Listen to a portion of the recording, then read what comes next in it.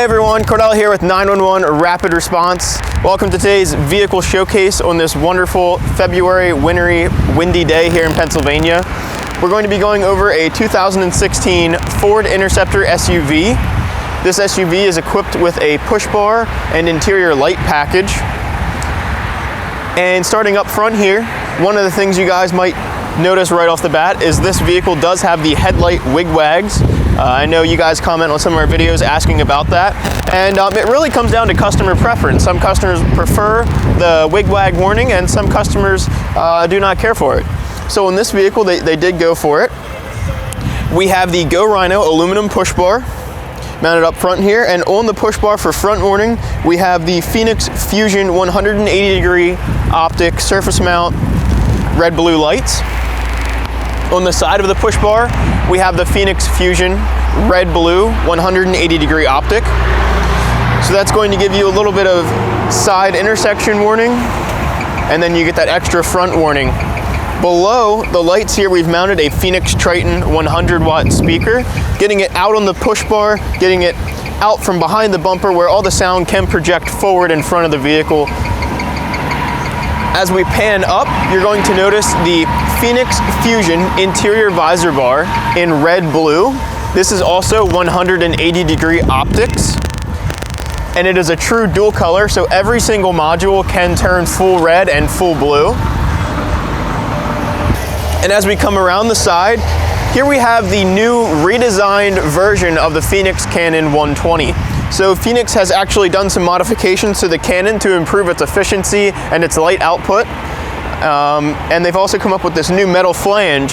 Previously they were using a plastic flange, and now they've switched to this, this metal version that you see here on this vehicle. As we pan back, you're going to notice the graphics package that was done in-house here by Market Graphics, our in-house graphics division at 911 Rapid Response. And being it is a slick top vehicle, we need some rear warning as well. We have the Phoenix Fusion 180 degree optic in red blue mounted behind the rear side window. And I'm not sure if the video is doing it justice, guys, but today it is freezing here in Pennsylvania.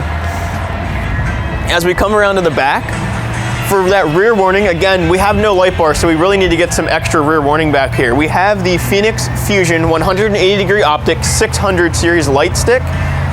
Full dual color light stick. Notice every single module is going red and blue, so it's not just one's red, one's blue. And then we have the 40 degree optic mounted beside the license plate. Now the theory behind this is the 180 degree optic gives you a better light spread for a more potent light when you're up close to it. But then we have the 40 degrees beside the license plate, and the theory behind the 40 degree optic is it's going to give you a further distance. That light will get noticed because the 40 degrees is more of a concentrated punch. And then we have cannons in red blue mounted in the rear housings here. So we got the LED hideaways from Phoenix installed back there. All right guys, now we're going to take a hop inside the vehicle, check out the equipment we've installed on the interior along with the cage system. So here we are in the back of the Interceptor SUV. You've seen this system before. We have our Go Rhino front cage with the sliding window. And then we have an 8X seat that has the cutouts for someone's hands. And this is using the factory belt system, so this does not have the reverse pull system. And we have the rear cage here blocking off the rear compartment of the vehicle. It does have the plexiglass insert here, so it's not just mesh. It really keeps everything walled off. And then as we exit, you're going to notice the window bars here from Go Rhino, protecting your glass. Here we are on the inside of the Ford Interceptor SUV. And starting up top here, you're going to see how the interior visor bar is installed into the vehicle. It simply installs from the same factory mounting points as your visor, so there's no additional holes put in your headliner or anything like that. So if you had a personal vehicle, or maybe if your department cycles through vehicles and they try to keep the resale value high, you're not going to have any holes in your headliner additional than what is there from the factory. As we come down through the console here, slightly different. You normally do not see us putting a pedestal in for a laptop. However, this customer uses a laptop in its true cradle fashion. So here we have the Havas UT101, which is a nice mount here. You'll see this commonly used where we'll mount it on our dashers on our vehicles. Havas has redone this mount. You may have been used to the silver version. This is now black. I think it looks nicer with the rest of the equipment because most of the consoles are black and everything else kind of just blends together. And it is locking. So what happens here is it's currently apart. You could set your device in here and then push this in, and these fingers will come over the edge of the laptop, securing it. So you have securement in the front, the back, and the sides.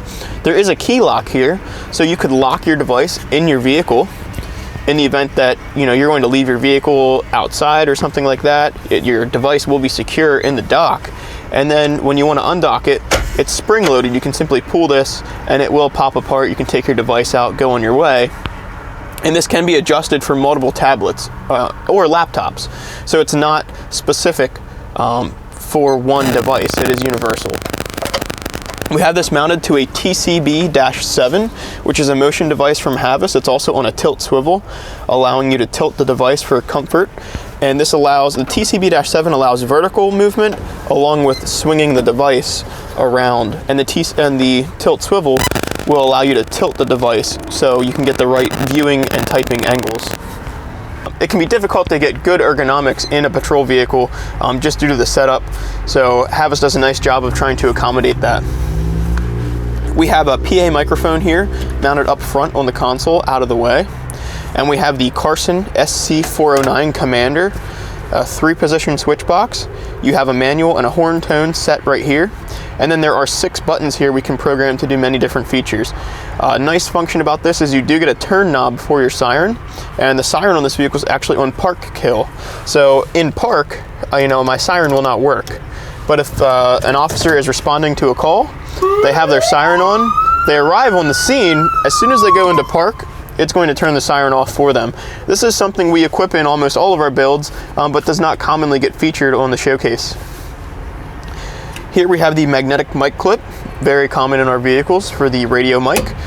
Just nice, as you'll see with this standard mic clip, you have to physically put some effort in, you have to look where you're clipping this in order to get it to clip in and out. And sometimes you have to fight with it.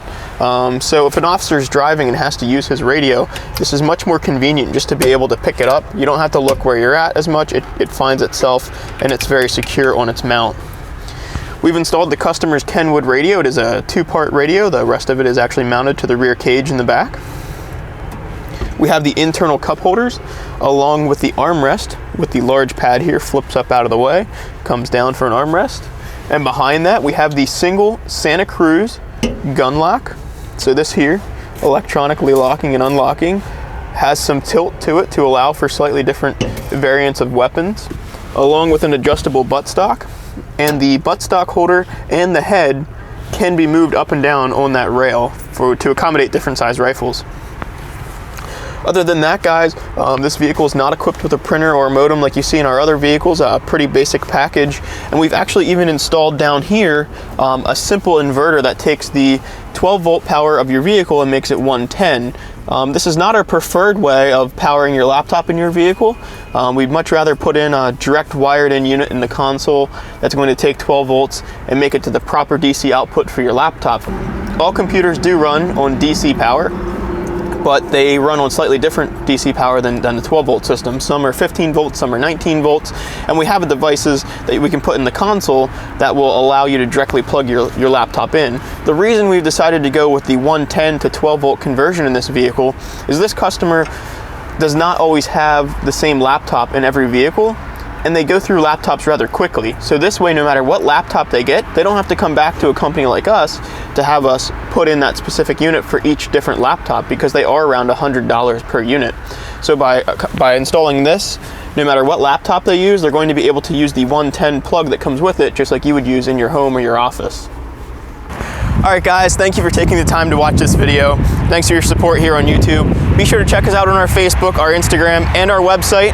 And please come check us out at 911 Rapid Response, located here in Annville.